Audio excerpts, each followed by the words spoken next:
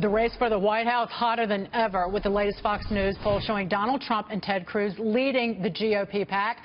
This ahead of the first Republican presidential debate of the new year, hosted by Fox Business this Thursday, January 14th.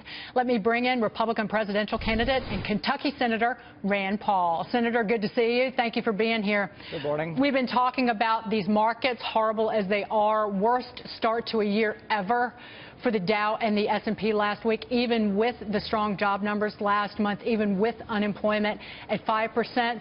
What would be the first thing that you do to turn this economy and this market around? Well, we're going to try to shed some light on it. Even today, we're going to have a vote on audit the Fed. And I think that's the first step, because I think the Fed is one of the most incredibly powerful and secretive of government institutions. And I think we need to shed some light on it. I think the Fed bears a lot of responsibility for the boom and bust cycle, particularly the real estate boom in the early 2000s that culminated in a devastating recession in 2008.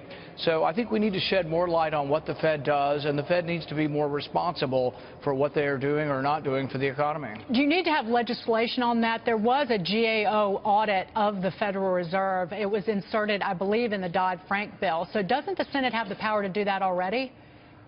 We had one single audit, but we don't have the power to have an annual audit. And the audit that we did have excluded the auditing of some of the most important activities of the Fed that involve trillions of dollars. So, for example, when the GAO auditor came before Congress, she was asked, what did you purchase with the $4 trillion during the 2008 crisis? And she said she had no idea, because it wasn't under her purview to have any knowledge of what the $4 trillion in assets. So it's kind of a joke to think that you're really having an audit if you're not revealing what you buy with $4 trillion. Well, in terms of the short run and in stabilizing the economy, getting wages up, you saw the average hourly earnings for private workers actually slipping last month. Investigating the Fed, auditing the Fed, how would that really change the average person's situation? Well, when you think about it, real household, median household income has been going down for about 15 years. People that are middle class, working class have lost probably about 10% of their purchasing power over that time or more. Eggs have doubled. White bread has gone up 50%. So really, people are being squeezed. And what the Fed does is it provides billions of dollars to very large banks who get to use the money first. But as the money trickles down into the system, the regular people, by the time they get it, they're getting no earnings on interest, but they're also seeing their prices rise. So they're being squeezed.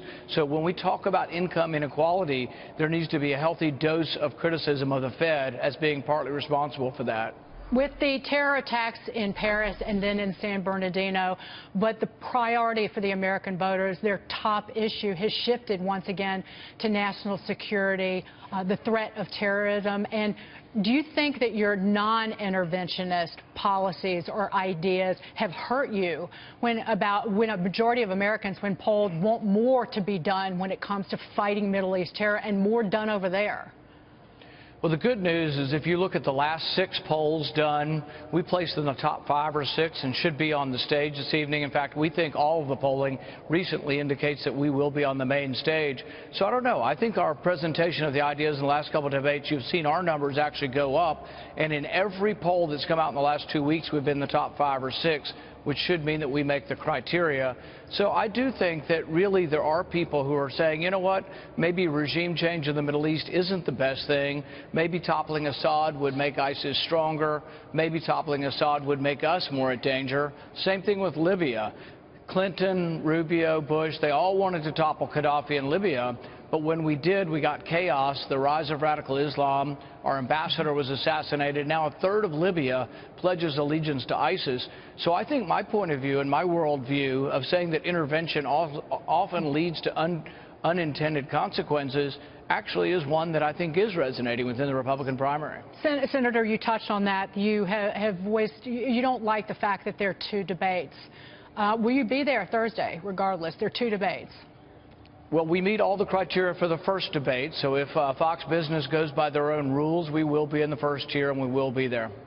Well, we want you there regardless of whether you're in the first debate or the second one. So we definitely want you there.